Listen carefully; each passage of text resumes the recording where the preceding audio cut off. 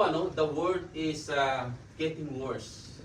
Alam naman po natin and some people they choose to stay home para hindi po, especially po those places na delikado But for the Christians, being Christians, staying home, do not accomplish anything for the Lord. At hindi po iyon ang design ng ating Panginoon kung bakit niya tayo tinawag, not to stay home lamang. Bagkus, meron po tayong trabaho para sa ating Panginoon. It is not literally na we put our lives in danger in the line of fire. Hindi po yun ang nais ng Diyos para sa ating bawat isa, But God wanted us to see working, even na tayo po ay nasa gitna ng anumang circumstances na meron sa buhay natin, that we must be able to do the ministry para sa ating Panginoon. Amen? Being right in the sight of God, we must do the good work na ipinanda ng Diyos sa bawat isa sa atin. Kasi hinanda na ng Panginoon ang ating pong mga gagawin. Gagawin na lamang po natin. Amen? Ano po ba ito? Number 1, do what is right and pleasing to God. Amen? Deuteronomy 6 verse 18. And you shall do what is right and good in the sight of the Lord, that it may be well with you, and that you may go in and possess the good land of which the Lord swore to your father. Amen? Salamat sa salita niya. So, what is pleasing to God? Ano po ba ang nakakalugod sa Diyos? Sa palagay natin. So, we can please the Lord sa pamamagitan ng paggawa, pagkilos, o lahat ng nakakalugod at naka-align sa will ng ating Panginoon. So, that is pleasing to God. Kasi kung gagawa tayo ng mga hindi nakakalugod sa mata ng Diyos, hindi natin siya mabibigyan ng glory. Amen? So, Apostle Paul put his life in danger for his ministry. He served the Lord. He gave everything sa ating Panginoon. At makikita po natin dito, all his friend ay binalaan po siya. Kasi si Paul gusto niya pumunta sa Jerusalem. Which is, nakahanda siyang mamatay kapag pumunta siya ron. But, sa kabila po ng panganib na nag-aantay kay Paul sa Jerusalem, ay sa apil ng kanyang mga kasamahan, nagpatuloy pa rin po si Apostle Paul. Sapagkat alam ni Apostle Paul na may mission siya na ibinigay ng Diyos. At hindi niya inisip yung sarili niya na dito lang ako kasi safe dito. Hindi yun Kundi tinuloy ni Apostle Paul yung kanyang mission para maganap ang kalooban ng Diyos. Sabi nga po sa Acts 21:13, Then Paul answered, Why are you weeping and breaking my heart? And I'm ready not only to be bound, but also to die in Jerusalem for the name of the Lord our Jesus. So, sa kabila ng appeal ng kanyang mga kasamahan, kasi alam nila na mamamatay siya kapag pumunta siya doon. Pero hindi niya inalintana po yun, kasi sabi niya nga, I am ready not only to be bound, but also to die for Christ. Amen. Ganun po yung yung sidhi ni Apostle Paul na tuparin yung pangako, yung mission ibinigay ng Diyos sa kanya. Even the prophet Agabus, binigyan din po siya ng babala na huwag ka nang pumunta sa Jerusalem kasi mamamatay ka ron. Pero hindi po but the Holy Spirit compelled and led him to Jerusalem. Kasi ang banal na Espiritu siya ang maglilid sa atin, siya ang magtuturo sa atin. Sabi po sa Acts 20 verse 22, sabi po dyan, And now, compelled by the Spirit, I'm going to Jerusalem, not knowing what will happen to me there. So makikita natin dito sa salita nito ni Paul, parang nalulungkot siya, pero hindi kailangan huminto, Hindi siya kailangan huminto na tuparin ang salita, ang mission na ibinigay sa kanya ng Diyos. This is the sad part, ng ministry ni Paul. Sabi niya, I am going to Jerusalem, not knowing what will happen to me there. But ang totoo po, alam ni Apostle Paul na kapag pumunta siya sa Jerusalem, maaari siyang mamatay. Pero hindi siya nagpakita ng kahinaan sa mga kasama niya, kundi pinakita niya na nasa akin ang Panginoon, kasama ako ni Lord. Katulad din po during the time of Jesus Christ, during His earthly ministry, ay yung kanyang final approach sa Jerusalem, kung saan siya po ay pinako sa krus, na ayaw man ng Panginoon sanang pumunta ron. Kasi before He went to Jerusalem, ay nag-pray sila sa Garden of Gethsemane. Ang sabi pa nga niya sa prayer niya, Lord, tanggalin mo ang sarong ito, which is yung danger, Pero sinabi pa rin niya na, Lord, it's not my will, but let your will be done. Amen? Ganon din po sa ating bawat buhay natin, ano? Na hindi yung kagustuhan natin ang dapat masunod, kundi yung itinakda ng Diyos na mangyari sa atin. Sa pagtawag niya sa atin, tayo ay gagamitin niya. Ito po, despite the fact of Apostle Paul knew that he will die to Jerusalem kung pupunta po siya, pero bakit po siya nagpatuloy? Bakit po siya ay pumunta pa ron? Number 1 po, letter A, sapagkat Apostle Paul surrendered his life to Jesus Christ.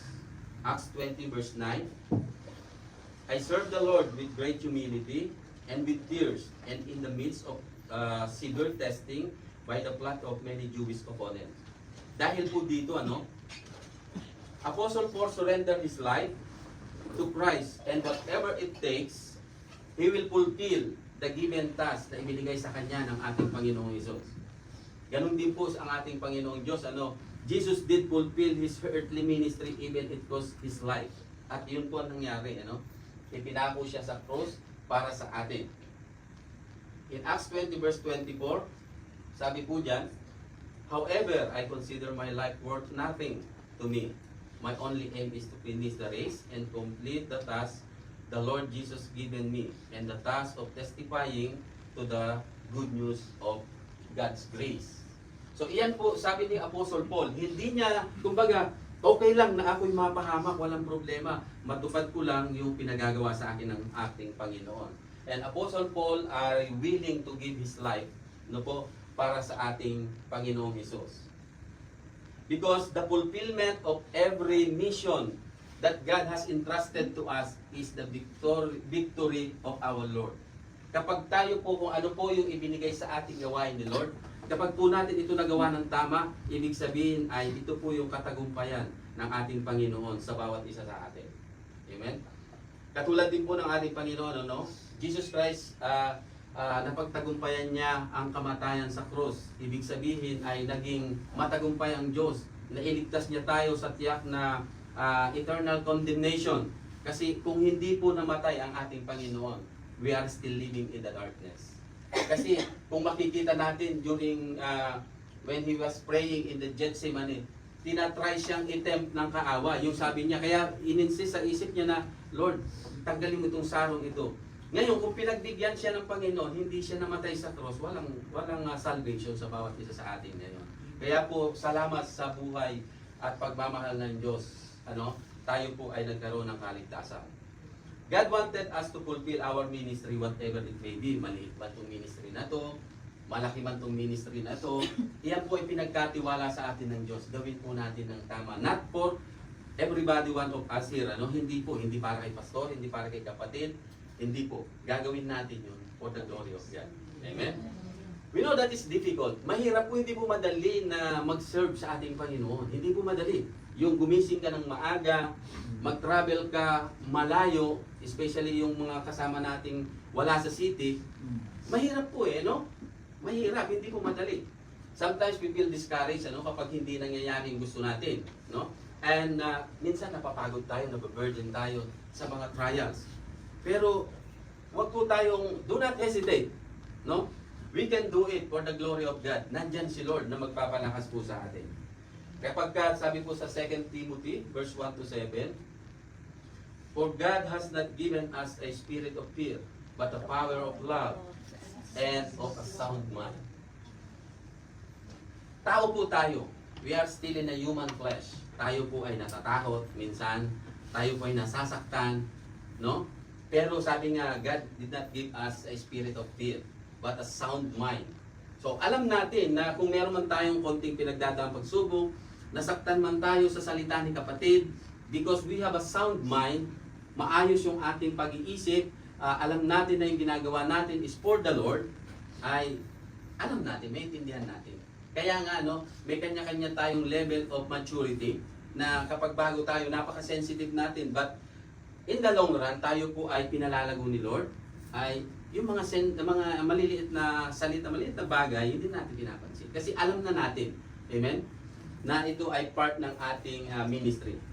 To surrender our life to Christ, it includes genuine repentance and faith. Both must come together. dapat po genuine repentance. Hindi po yung pag tayo po ay repentant lang, tayo pupunta sa langit-langitan lang din. Kasi kung fake yung ating repentance, fake heaven din yung pupuntahan natin. Kaya dapat po genuine repentance upang hindi tayo matinag sa anumang pagdaanan natin. Tayo man po ay dumaan sa mahihirap na sitwasyon. Kaya po natin sapagkat alam natin na kasama yon sa ating paglilingkod sa ating Panginoon. Apostle Paul became victorious in his ministry because meron siyang repented heart. Totoo yung pag-repent ni Apostle Paul. Ano po? At Apostle Paul is trusted his life to our Lord Jesus Christ. Ipinagkatiwala niya, kaya nga ganun na lamang kung siya'y magpasya, na okay lang na siya'y mapahamak, okay lang na siya magsuong ng mga mahihirap na sitwasyon, kasi in-entrust na niya sa ating Panginoon yung kanyang buhay. Nandun yung kanyang humility. Alam naman natin po si Paul, hindi siya ordinaryong tao lamang na isa siyang Pariseo, high educated siya po siya. Ano? At sabi nga niya sa verse 9, I've served the Lord with great humility and with tears. If you do not have repented heart, kung wala po tayong repented heart, yung talagang genuine na repentance, kung wala po tayo yun, then we do not have humility. Mapagmataas pa rin tayo sa ating mga kapatid, lalong-lalo na kung tayo ay nasa medyo maayos na kalagayan, like magandang trabaho natin, sumasahod tayo ng malaki, at may mga marami tayong ari-arian or anything dyan, magiging mapagmataas tayo baka sa ibang tao. Pero kung meron po tayong repented heart, magkakaroon tayo ng humility. Kasi alam natin sa isipan natin that those things na meron tayo is useless po yan sa mata ni Lord. Ano? Is dekorasyon lang yan. Which is God promised to us na maganda, mamumuhay ng sagana sa Jeremiah 29:11. Ano? Pero hindi po doon nakabase ang Panginoon sa mga bagay na meron tayo. Ano po? Kundi sa puso natin. Kung ano ang laman ng puso natin, kondisyon ng puso natin. Amen? And if we do not have repentant heart, we cannot serve the Lord kung wala yung humility sa bawat isa sa atin. Apostle Paul na, alam po ni Apostle Paul, ano? From the beginning, when Jesus Christ commissioned him, the first meeting na sila ay papunta sa Damascus, from the beginning, alam po ng atin ni Apostle Paul na siya ay magdadanas ng hirap dahil sa pangalan ng ating Panginoon. The same thing with us po mga kapatid. Ano? When we accepted the Lord Jesus Christ, alam natin na hindi madali. Tayo ay maaaring i-persecute. Ano po? But bilang tao, ano po, si Apostle Paul, maaaring Apostle might be scared. Ano po? As a human being. Maaaring natatakot po siya kasi tao pa rin siya eh. Pero obeying the Lord is the only way for us to be right in the sight of God. Yung pagsunod lamang natin sa ating Panginoon, doon lang tayo magiging tama sa paningin ng ating Panginoon. Sapagkat kung hindi tayo susunod at gagawin natin yung mga against sa will ng Diyos, hindi po tayo magiging tama sa paningin ng Diyos. Kasi ang Diyos ay hindi tumitingin sa kasalanan. Amen? And we should note the importance of our relationship sa ating Panginoon, ano? And how to do it right. Paano ba, ano bang relasyon dapat meron tayo sa Panginoon? Paano ba natin ilakad yung relasyon natin sa ating Panginoon? Paano ba natin i-maintain? Paano ba natin gawin? Paano ba kumilos ang isang taong may relasyon sa Diyos? Amen? And because it is better to suffer here for a while than to suffer for eternity. Yung eternal condemnation. Nakikita nga natin, ano, during summer dito, 50 degrees ang init. Hindi tayo makapag-stay ng one day outside kasi matututong tayo. How much more yung impyerno? Huwag po natong biru-biruin ang impyerno sapagkat it is written sa Bible, totoo ang impyerno, totoo rin ang langit. Huwag lang langit ang ating paniwalaan. Paniwalaan din natin ang impyerno at totoo yun. But ang impyerno, hell is not designed for us, but we choose to go there. Hindi po yan dinisign ni Lord para sa tao na kanyang nilikha kasi mahal niya tayong lahat. Ba't tayo po nagre-reroute? Instead, ito ang binigay na daan ni Lord, doon tayo gusto kasi mas madali yung daan doon. So kaya nga po, it's better to suffer for a while than to suffer for eternity, na yung eternal condemnation. Being right in the sight of God, we need to clothe the righteousness of Christ for us to be worthy sa ating Panginoon. We cannot do it kung tayo lamang po we need repentance. Kaya nga po part ng salvation natin yung repentance. Mahalaga po yung repentance para yung faith natin sa ating Panginoon ay magkaroon tayo ng pananampalataya sa ating Panginoon, at mangyayari lamang po yun kung isusuko natin yung buhay natin ng buong buo sa ating Panginoon. Not partial, hindi po partial, not 50-50, not 90-10, hindi po. Buo, 100%. Ano po? Sapagkat it is very essential to all believers to reflect the biblical understanding of transformation that must occur in the life of every believer. Dapat po naiintindihan natin ang tunay na kahulugan ng transformation.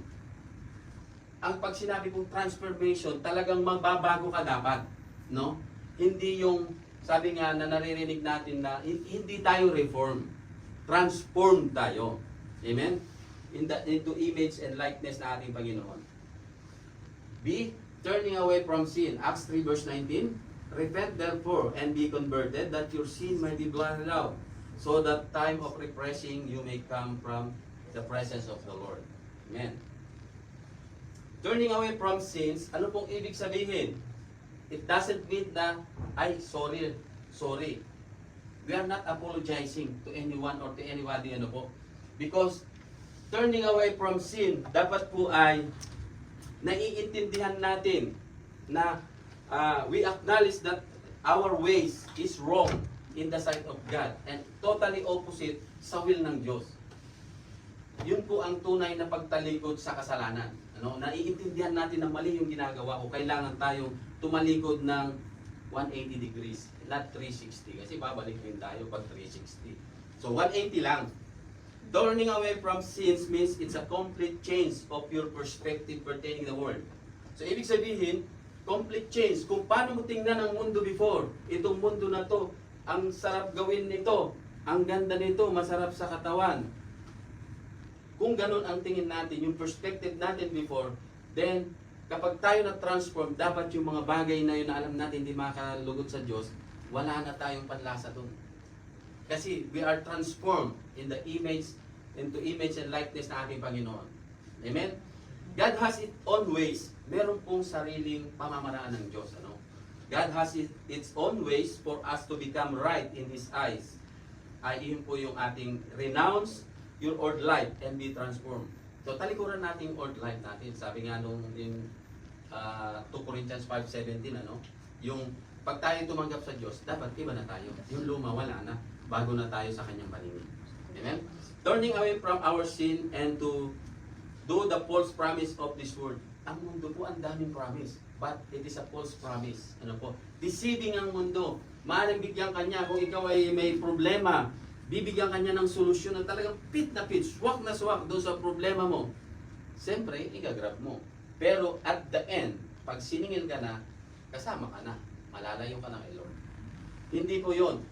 Sabi nga, magtiwala tayo sa proseso ng Diyos dahil baka yun kasama lang sa proseso, pinoproseso tayo ng ating Panginoon.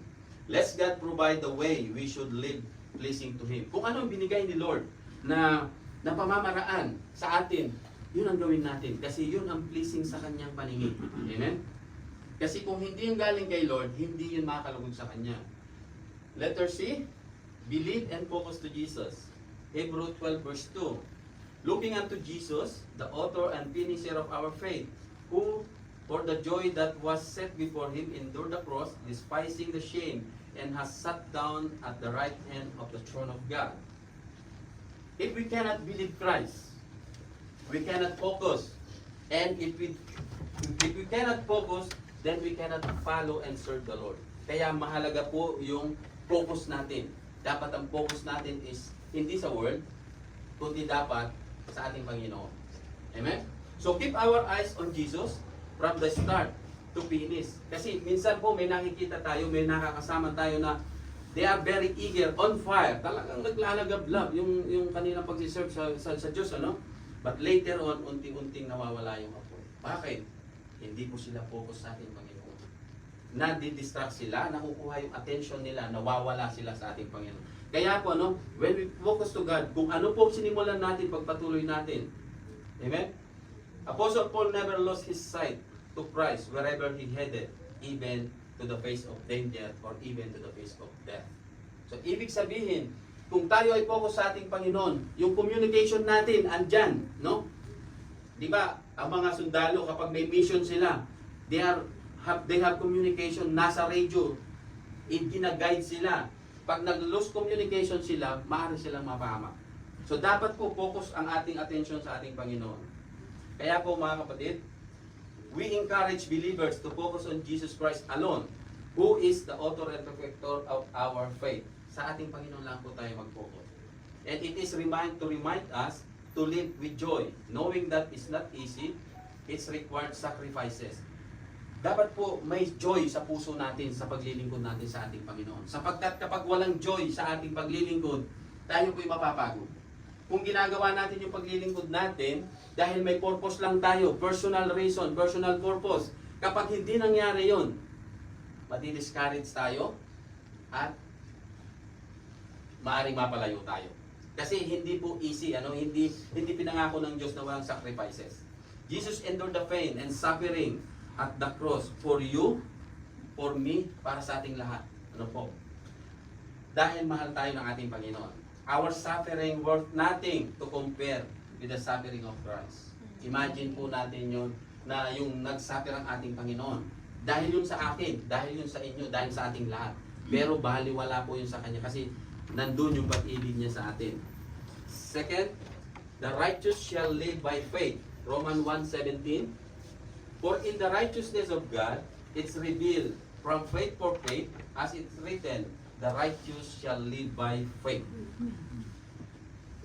Dapat po kapag tayo ay nasa Panginoon na, dapat nandoon yung ating pananampalataya sa Kanya, lumalakad tayo sa nais ng Panginoon para sa atin. We know that no one is righteous. Alam po natin, no one is righteous, not even one, only Lord. Only ang ating Panginoon lang po ang righteous. But, because now we are given the right to become a children of God, then we have the righteousness of Christ. So, nagiging righteous po tayo sa paningin ng Diyos dahil po sa ating Panginoon. No? Yung righteousness ng ating Panginoon napupunta sa atin.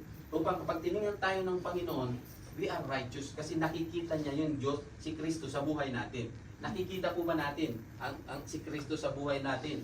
Sa bawat isa sa atin. Amen. Kasi nandito po tayo. So, glory to God po, sapagkat napakabuti niya sa atin. Being right in the sight of God, we have a moral obligation. Para maging matuwid tayo sa paningin ng Diyos, meron po tayong moral obligation. Especially in our way of conduct. Our way of conduct, dapat makita ang ating Panginoong Hesus sa buhay natin. Madali pong sabihin that I am a follower of Christ, I'm a born again Christian, but even sinabi natin yon, i-justify mo yun sa pamamagitan ng pamumuhay mo. Sabihin mo na ako ay ganito o ganyan, pero hindi makita sa iyo. Sa tingin mo, maniniwala ang ibang tao? Hindi siguro. No? So, ganun po yun. Dapat makita sa buhay natin ang ating Panginoong Hesus. A. Filled with the Holy Spirit. Galatians 5 verse 16. I say then, walk in the Spirit, and you shall not fulfill the lust of flesh. Ito pong lust of flesh, ang hirap kalaban minsan. Kapag po wala tayo, kapag hindi po tayo fully surrendered sa ating Panginoon, ito pong lust na ito, ang hirap kalabanin. Marami pong bumabagsak dyan. Being filled by the Spirit, we must walk in the power of the Spirit. Ang Espiritu ng Diyos po is powerful, kaya niya tayong i-transform. Kailangan lang natin isuko lahat, isurrender lahat. We can say no to ourselves. Kasi pag gusto natin yon, kaya nating mag-resist. Kasi we are transformed, yung banal na Espiritu namumuhay sa atin. Kasi if we have the Holy Spirit, mag-o-object yung Espiritu sa atin. Hindi yan nakalugid kay Lord. May conviction kung meron tayong banal na Espiritu. Amen? And we must allow the Holy Spirit to lead us. However, when we do not let Him to work in us, ano pong mangyayari kapag hindi natin sinunod yung conviction, yung sinasabi ng banal na Espiritu sa atin? Then our selfishness will lead us into all kinds of sinful lifestyle. Kapag sinunod pa rin natin yung gusto natin, asahan natin talagang magkakamali tayo, magkakasala tayo. If we let it happen, it will lead to conflict and envy among believers.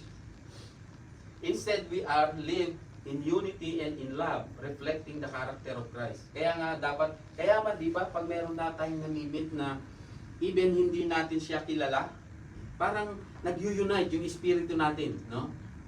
Katulad ni Sister Ces, hindi ko naman siya kilala eh. Once lang kami nagkita pero nag-church pala siya. So, parang nag-unite. Parang, ang sarap pag-usapan si Lord kapag parehas kayong mayroong Spirit of God. Amen? Always let the Spirit leads you, no? And do not grieve the Holy Spirit. Let Him work freely. Huwag natin i-grieve. Hayaan mo, kapag sinabi ng Holy Spirit na ito, sundin natin. Kasi siya yung nag-lead sa atin, siya yung nagtuturo sa atin. Letter B, align your will. Align in the will of God. Psalm 143, verse 10, teach me to do your will, for you are my God. Your Spirit is good. Lead me in the land of upright. If we are not aligned to the will of God, we are vulnerable to the enemy attack. Amen? Alam naman po natin that Satan is like a roaring lion, sabi nga, waiting to devour. Nag-aantay siya na tayo magkamali. And if we do not have the protection of God, madali tayong masisila ng kaaway. No? We are defenseless sa ating mga enemy. Kapag defenseless tayo, madali lang tayong babagsak. And we are aware of enemy who are set to attack us so easily and entangled into evil desire. Kapag tayo po ay inattack ng kaaway at nakapasok siya sa atin, yung mga evil desire, ano po yung mga evil desire na yan? Yung evil desire, yung mga hindi nakakalugod kay Lord. Pero, kapag nandun na sa puso natin, yung kaaway, yung mga hindi nakakalugod kay Lord, gusto na natin yun. Remember, nung hindi pa tayo natin kilala si Lord, ganun. Pero kapag wala, hindi siya nakapasok kasi we are well protected ng ating Panginoon. Yung Banal na Spirit talagang 24/7, talagang nakaboost siya.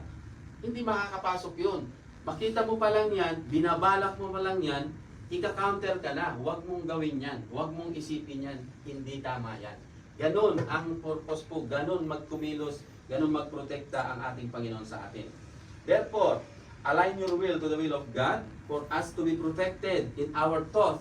Yung ating salita, minsan ang litan-dila natin pero very powerful.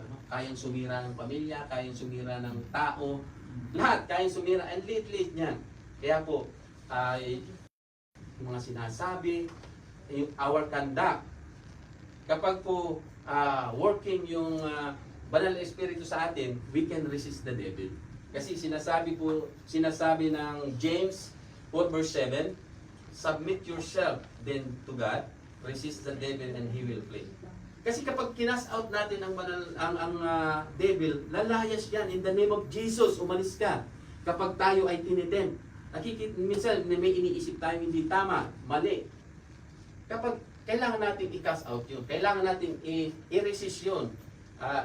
Kasi conviction na, may conviction ng Holy Spirit. So gawin natin. Huwag po nating hayaan na tayo ay bumagsak.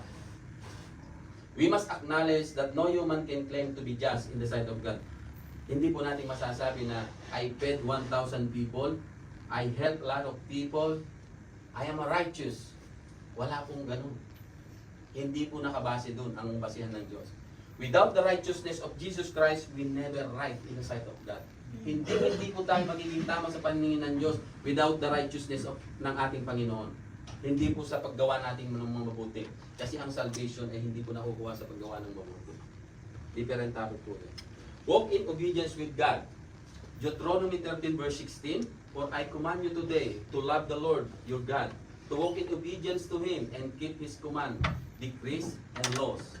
Then you will live and increase, and the Lord your God will bless you in the land you are entering to possess. Amen. When we walk in obedience to God, He will please. Kapag po tama ang ginagawa natin sa mata ng ating Panginoon, mapiplease natin ang ating Panginoon. Kapag tayo ay gumagawa ng mabuti, yung naka-align sa will ng Diyos, mapiplease po natin siya, mabibigyan natin siya ng glory. God promised that He will bless those who obey Him wherever they go. Obedience allow God's blessing to flow without constraint. Kaya minsan hindi nakikita natin, no? Magkakaiba yung level ng blessings na binibigay sa atin the Lord, no? Hindi pare-parehas. Even though tayo po lahat ay nagsiserve sa ating Panginoon. Kasi si Lord ang nakakaalam nun. Kung anong parte kanya i-bless, anong blessing ang nararapat sa'yo, anong blessing ang kailangan mo. Kaya kapag may BMW si Sister Georgia, huwag mong hangarin. Amen. Kasi maaaring kailangan niya yun. BMW, amen. Baka tricycle lang ibibigay sa'yo. Kasi pasigil yung daan nyo, hindi kasi yung BMW, eh, no? Pag tricycle lang pala yung kalsada papasok sa bahay nyo. Kaya yun ang ibibigay ni Lord. Kasi kapag binigyan ka niya ng same blessings, BMW, eh ang layo, lalakarin mo, bukid. At useless din. So tricycle lang para pasok sa daan. So ganun si Lord mag-bless sa atin, mga kapatid. Ano? He will bless His obedient children with freedom from bondage and misery. Kaya, if we obey the Lord, asahan natin na tayo pakikinggan ni Lord. Nakikita niya yung pangangailangan natin. Kasi hindi niya hahayaan na tayo ay kawawa sa harapan niya. Amen? When we obey God, it will unlock His promises. If we walk in obedience, we are in the position to receive His protection. God promises to protect those who love and obey Him. God is the one who fight for us. And that's how God protect His people. Diba sabi nga sa Bible, He will fight for you. Hindi natin kailangan ng yung vengeance. Hindi natin, kapag tayo sinaktan, kapag tayo ginawa ng hindi tama, patawarin natin. Ibigay natin kay Lord, Lord, ikaw nang bahala sa taong yun. Sabi nga ng Panginoon, the vengeance is mine. Yes. Hindi natin kailangan pang magkasala para tayo makaganti. Amen? So, there is no eternal life, ano po, apart from God, no matter we do. Hindi po natin pwedeng bayaran kahit millions yung ating salvation. Only through Jesus Christ. Napakalinaw po ang nais niya. So, kailangan po natin ang ating Panginoon kung gusto natin ng salvation. Ano po? At tayo pinagsimula na. We are in the middle. Wag po tayong susuko. Ano mang hirap, gano'n mang kahirap yan. Amen? All of us will end our journey like Apostle Paul. But we must assure that we have no regret when we get to the end. Sabi nga, we are just a sojourner in this world. Dadaanan lang natin itong mundo. Give our best. Kasi hindi na natin babalikan itong muli. When we get there to the end, dapat wala tayong regret. You gave your best. Ginawa mo lahat. Ito lang ang kaya ko. Kasi hindi tayo pare-pares ng kakayanan. No? So dapat wala po tayong regret kapag dumating na tayo. When we get to the end of our journey, there is no turning back. And we cannot change the outcome. Kung ano ang ginawa mo sa paglakad mo dito sa mundo, yung outcome nun nandun sa dulo. At kapag nandun na tayo sa dulo, hindi mo gusto yung outcome. Medyo mainit yung outcome mo. Hindi mo kayang baguhin. Kaya dito pa lang, itama na natin. Amen? The Lord already gave the compass to follow so that He can see us heading toward to the right direction. Ano yung compass na binigay ni Lord sa atin? Yung Bible. Basahin natin yun. Yun yung guide eh. Upang hindi tayo maligaw. And to make it sure that hindi tayo mawawala along the way. Ngayon, nandito pa tayo. We are along the way to the finish line. Make sure na hindi tayo maliligaw. Palagi natin tingnan yung ating compass. Para po sa ating conclusion, Romans 8 verse 28, and we know that for those who love God, all things work together for good, for those who are called according to His purpose. Meron po akong kwento. Maiksing kwento po at dito na rin po tayo magtatapos. Maaring narinig nyo na ito. Meron pong isang madre. Bago siyang madre. Ngayon itong madre na to, di ba nakasuot sila ng belo? Inuutusan silang magsaing, maglinis, maglaba. So hindi siya komportable. Inaalis niya palagi yung belo niya. Tapos nahuhuli siya palagi ng kanyang mother superior. Pinagsasabihan siya na dapat palaging nakasuot ang kanyang belo.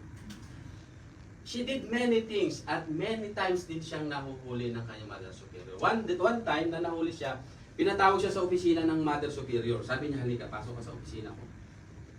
Then, nangangamba siya, baka pagalitan siya or anong gawin sa kanya. Then, pagdating niya ron, binigyan siya ng isang maliit na papel. Nakasulat sa papel na yon yung instruction. Sabi nung Mother Superior, pumunta ka sa kabilang kumbento. Nandyan ang instruction kung paano ka sasakay, anong sasakyan mo, saan ka bababa, saan ka dadaan. Tandaan mong mabuti, basahin mong mabuti, sundin mo ang instruction. Nakita nung at bumalik ka, sabi ng Mother Superior, bumalik ka ng 6 p.m. Tiningnan ngayon nung madre, kakapusin ako sa oras. So sa madaling salita, umalis yung madre. Hindi niya sinunod yung nasa listahan. Nag-shortcut siya. Sumabit siya sa jeep, maaring kung saan-saan siya dumaan.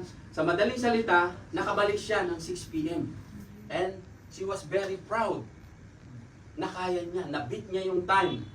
Then nakita siya ng Mother Superior. Alam ng Mother Superior, di niya kakayanin ng 6 p.m. nakabalik. Pero nagulat yung Mother Superior, nakabalik siya ng 6 p.m. So sabi niya, halika. Di nag-usap sila. Ang bilis mo, sabi niya. Kasi nag-shortcut ako, sabi niya. Kasi kung susundin ko yung nasa listahan mo, yung sinasabi mo, hindi ako makarating ng 6-7. Sabi ng Mother Superior, ang mahalaga sa akin, sundin mo yung instruction. Hindi ko sinasabi na ang mahalaga sa akin, makarating ka ng 6 p.m. Sinusubukan kita kung susundin mo yung instruction na binigay ko. Alam ko na mahirap yung instruction. Alam ko sa sarili ko na hindi ka makarating ng 6 p.m. Pero hindi ang concern ko. Ang concern ko, sumunod ka sa instruction na ibinigay ko sa iyo. So, kick out siya sa kumbento. The same thing din po sa atin mga kapatid. Ano? Napakalinaw ng instruction ng Diyos nasa Bible. Basahin natin mabuti. Huwag tayong magre-route. Huwag tayong mag-shortcut. Kasi kapag tayo po nag-shortcut, mapapahamak tayo. Amen? Kasi, well-planned po ang buhay natin sa ating Panginoon. Nakaplano yan. From the beginning. At hanggang sa dulo, alam pa rin ng Diyos. Kasi siya nagplano. Maaring tayo po ay nag-travel around the world sa ating mga sarili, yung iba dito. No? Kasi afford nila. And maybe they have all things na ginusto nila, yung mga desire nila na magkaroon nito, magkaroon ng ganyan. Maaring yung iba naman na tao ay they already build the empires, yung mayayaman, at yung kanyang legacy, nandyan na yung legacy nila. Maaring dun sila nag-focus in the expense of their relationship sa ating Panginoon. No? At ano po ba, ang tanong sa atin ngayon is, what matter most sa ating lahat? Ano ang mahalaga sa atin? Yung bang mga pinagkakaabalahan natin ngayon, yung bang mga material things na meron dyan, yan po ang tanong sa atin. Anong mahalaga sa atin? Because at the end of our journey, one thing ang mahalaga. When we reach to the end of our time, we are just lying down, yung nakahiga na lang tayo sa isang bed, at mahina na, bumubulong na lang. There's only one question po sa bawat isa sa atin kapag nandun na tayo. No? Ang masasabi na lang natin, did I glorify the Lord? Doon sa mga na-accomplish ko. Did I really serve the Lord? Yung ako'y malakas pa. Sabi nung kanta kanina, kailan pa? Kailan pa natin ibibigay ang buhay natin kay Lord? Kailan pa tayo magsiserve kay Lord kapag huli na ang lahat? Paano kung hindi natin marating yung dulo? Paano kung abutan tayo, wala tayo kay Lord? Sabi ko nga kanina, hell is real, heaven is real. Pero hindi tayo dinisign doon ni Lord. Tayo ang gagawa ng daan papunta rin. Huwag nating nasain yun ang init. 50 degrees di natin kaya doon, mas grabe. Pero hindi pa nakapunta rin. Ayaw ko rin pumunta rin. Hindi po mahalaga sa Diyos ang ating mga accomplishment, mga kapatid. Huwag natin ibigay lahat ng time natin doon, yung effort natin doon, sapagkat hindi po mahalaga sa Diyos kung ano ang naabot mo sa buhay, anong naipundar mo sa buhay, hindi po yon. Kung nakuha mo naman ang lahat ng ito, at ikaw ang nagplano, ngunit hindi mo sinama si Lord sa iyong mga plano, hindi po mahalaga sa ating Panginoon yun. Yung ating yaman, yung ating fame, honor, doesn't matter po sa ating Panginoon. Kundi ang nais lang po ng ating Diyos ay isama natin siya sa ating mga plano. Ano? Dahil gusto ni Lord, sinunod natin ang ihinanda niyang plano para sa atin, no? Upang maganap ang kalooban niya. Kasi nagplano na siya. At doon magaganap ang kalooban niya kapag sinunod natin. Dahil doon lang tayo magiging tama sa paningin ng Diyos kapag sinunod natin yung plano niya para sa atin.